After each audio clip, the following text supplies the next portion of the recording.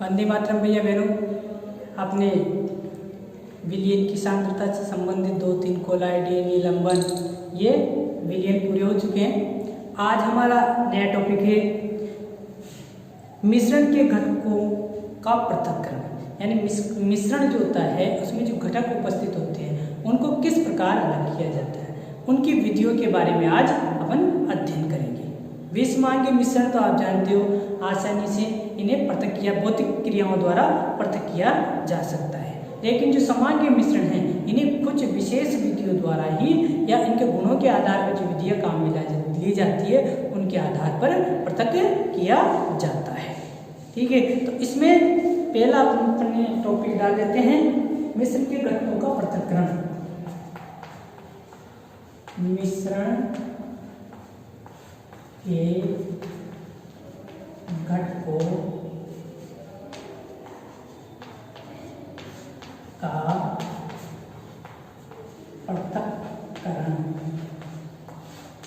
इसमें पहली विधि आती है अपनी, पहली विधि है रंग वाले घटक, जिसे अपन डाई कहते हैं। डाई, रंग वाले घटक डाई को नीले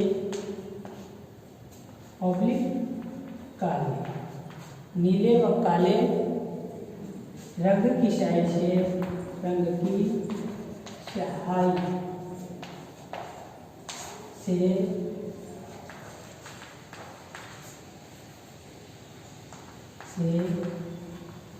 पृथक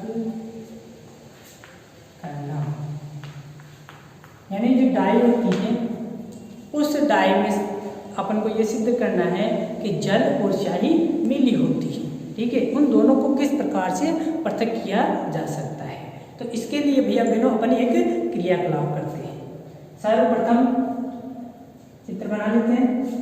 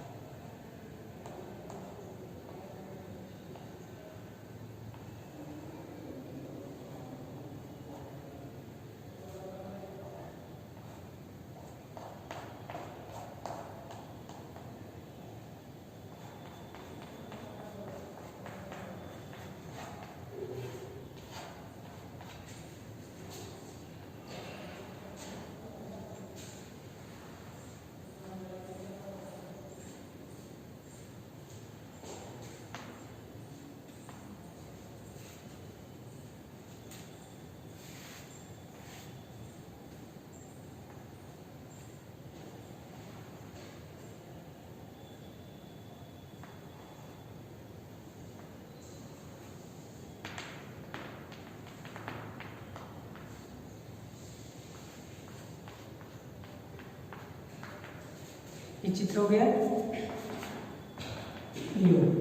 सर्वप्रथम एक बीकर लेंगे, उस बीकर को जल से आधा भर देते हैं। किससे भर देते हैं? जल से। ठीक है, जल से आधा भर दिया जाता है। अब उसके ऊपर एक वॉच गिलास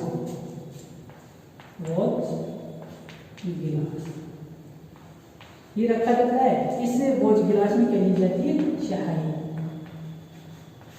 ये ले लेते हैं। इस वॉच गिलास में क्या ले लिया अपन ने? स्याही ले ली। ठीक है, अब इसे क्या करेंगे? बीकर इस बर्नर की सहायता से धीरे धीरे गर्म करते हैं। जो ही अपने से गर्म करना प्रारंभ करते हैं तो धीरे धीरे ये जल गर्म होगा। जल गर्म होने से ये अंदर की स्याही भी क्या होने लग जाएगी? गर्म होने लग जाएगी। तो हम कोई थोड़ी देर तक इसे रखते हैं तो हमें कोई परिवर्तन दिखाई नहीं देता है। तो फिर इसे क्या कर दिया जाता है? बंद करके ठंडा कर देते हैं। ठंडा करने के कुछ उपरांत हम देखते हैं कि स्याही जल में रंग का एक विलयन है, क्योंकि यहाँ से क्या हुआ? जल सारा वाष्प बनकर उड़ गया तो स्याही बची रह गई। इस तरह से हम विलायक से विलेय पदार्थों को वाष्पीकरण की प्रक्रिया द्वारा पृथक कर सकते हैं। यानी अधिक तापमान पर जो विलेय पदार्थ होते हैं, जैसे चाय में जल मिला होता है तो जल की क्या प्रक्रिया होती है कि ये वाष्प बनकर बाहर निकल जाता है तापमान पर। तो इसी प्रकार इस वॉच ग्लास में उपस्थित स्याही से क्या निकल गया, जल बाहर ले गया और स्याही बच गई। इस प्रकार हम जो डाई का विलयन होता है उससे स्याही पृथक करते हैं। ये पहली विधि है, रंग वाले घटक को नीले काले रंग की स्याही से पृथक करना, यानी स्याही से अपन इस प्रक्रिया द्वारा वाष्पीकरण की प्रक्रिया द्वारा पृथक कर सकते हैं, जिसमें विलायक और विलय किस मात्रा में हो, घुलनशील मात्रा में, जल की मात्रा में हो। दूसरा अपनी विधि आती है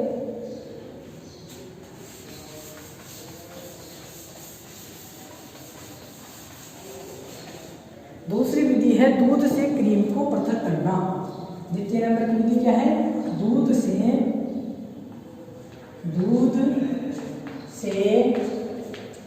क्रीम को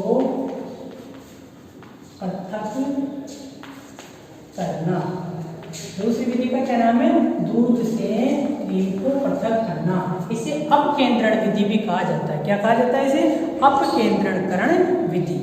इसमें अपन क्या करेंगे, सर्वप्रथम संपूर्ण क्रीम युक्त दूध एक परख नली में लेते हैं। एक परख नली में क्या लिया जाता है, संपूर्ण, यानी जिसमें क्रीम नहीं निकला हो वो ले लेते हैं, परख नली में डालते हैं और परख नली में एक अपकेंद्रण कर यंत्र आता है। आपने कभी दूध की डेयरियों में देखा होगा, एक गोल गोल रंग का, एक गोल गोल लोहे का यंत्र आता है जिसे हाथ से घुमाया जाता है, उसमें परख नली डॉट लगाकर रख दी जाती है, यानी अपकेंद्रण यंत्र में इस परख नली को रख देते हैं और इसी क्या किया जाता है, अपकेंद्रित किया जाता है, यानी घुमाया जाता है तेज गति से।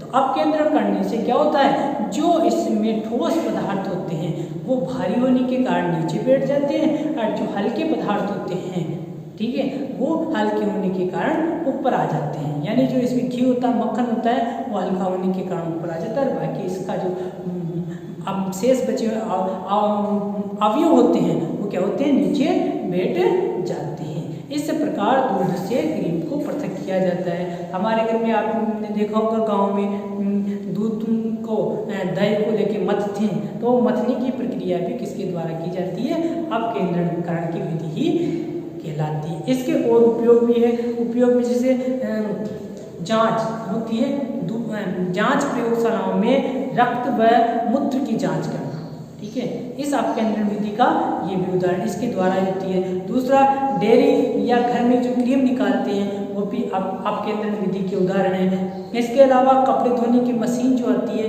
वो भी किसका उदाहरण होती है, अपकेंद्रणकरण की विधि का उदाहरण होती है। इसके बाद में तीसरी विधि अपनी आती है, तीसरी विधि दो अघुलनशील द्रवों के मिश्रण को पृथक करना। दो अघुलनशील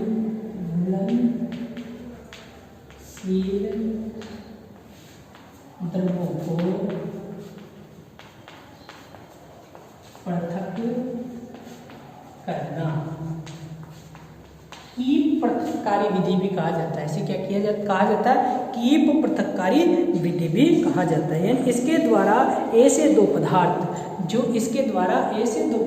को पृथक किया जाता है जो एक दूसरे में घुलते नहीं। जैसे अपन उदाहरण ले लें, जल और तेल, ठीक है, जल और जो तेल होता है ये एक दूसरे में मिलता नहीं, तो इसका अपन प्रयोग करके देखेंगे। सर्वप्रथम एक पृथककारी कीप लेते हैं। पृथककारी कीप का चित्र बना देते हैं मेरे बहनों में।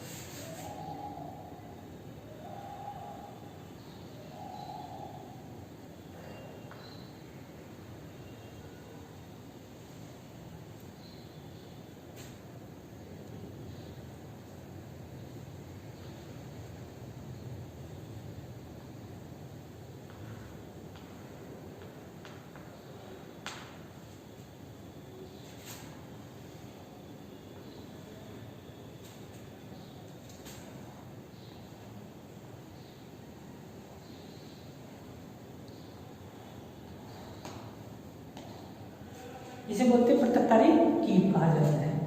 क्या कहा जाता है, इसको पृथककारी कीप कहते हैं इसे, ठीक है। पृथक्कारी की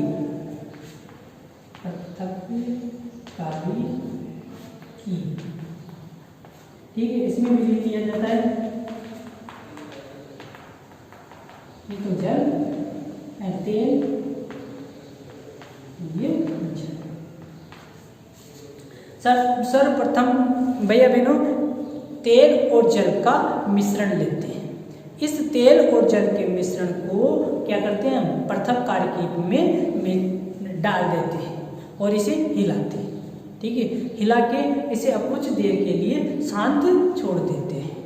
शांत छोड़ने के देने के बाद हम देखते हैं कि तेल की ऊपर की ओर एक परत बन जाती है और जल नीचे की ओर बैठ जाता है। अब इस पृथक्कारी के इस कैप को खोलकर हम धीरे धीरे करके इसको जल को निकाल लेते हैं। जब ये तेल यहाँ तक आ जाता है, यानी यहाँ पे जो तेल आ जाएगा तो इस कैप को क्या कर देंगे, बंद कर देंगे। इस प्रकार संपूर्ण जल हमारे नीचे एक बीकर में आ जाएगा और इस पृथक्कारी में तेल बचा रहेगा। इस प्रकार अघुलनशील दो मिश्रों को पृथक्कारी के द्वारा पृथक किया जाता है। इसके और अन्य उपयोग हैं धातु शोधन में, यानी धातुओं को शुद्ध करने में भी कभी कभी इस विधि का उपयोग किया जाता है। लोहे भट्टी में, जिसे धातु मलभट्टी भी कहा जाता है, उसमें भी इस विधि का उपयोग किया जाता है। बाकी अगली विधियां कल।